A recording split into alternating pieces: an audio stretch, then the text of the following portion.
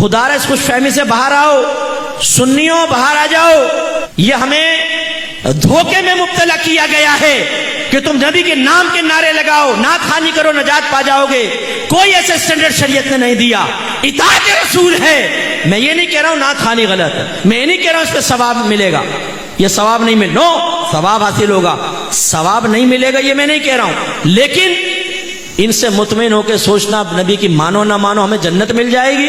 میدان معاشر میں پہنچیں گے تو فرشتے آئیں گے، حضور ٹنڈن سنی صاحب آپ یہاں کھڑے، جنت تو آپ کا انتظار کر رہی ہے، اور یہ مٹکتا ہوا جھومتا ہوا سیدھا جنت میں چلے جائے گا۔ مفتی صاحب لائن میں لگے ہوئے ہیں، یہ پپو نکل جائے گا وہاں پہ، کیونکہ ہر رات یہ نعت خوانیوں میں بیٹھا کرتا تھا۔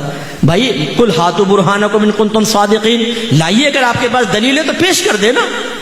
سوائے آپ کے حسن زن کے کیا ہے؟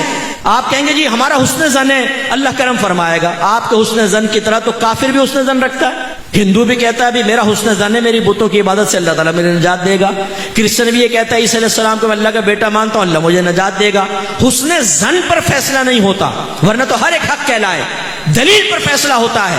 آپ مجھے دلیل دیجئے کہ آپ نماز نہ پڑھیں، آپ جھوٹ بولیں، آپ غیبتیں کریں، آپ لڑکیوں کے پیچھے بھاگیں، آپ فحاشی کریں، آپ گندی گالیاں بکیں، آپ ہیروئن پئیں، آپ سگریٹیں پئیں، آپ نشہ کریں، آپ ماں باپ کی آنکھوں میں آنکھیں ڈال کر بدتمیزیاں کر کے ان کو ان کی کمزوریوں کا احساس دلائیں، اور صرف نعت خوانی میں بیٹھے آپ کو نجات مل جائے گی۔ لائیے دلیل، اس پہ پیش کیجئے۔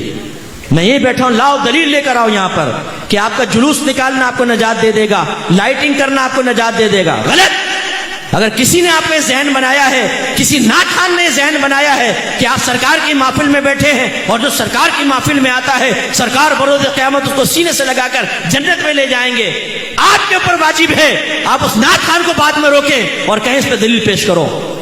ٹھیک ہے ہم تمہاری بات مانتے ہیں، نہیں مانتے مفتی صاحب کی بات، وہ ڈانٹ کے چلے گئے، سخت لہجے میں گفتگو کی، تم نے بڑی پیاری بات کی، لاؤ دلیل دو۔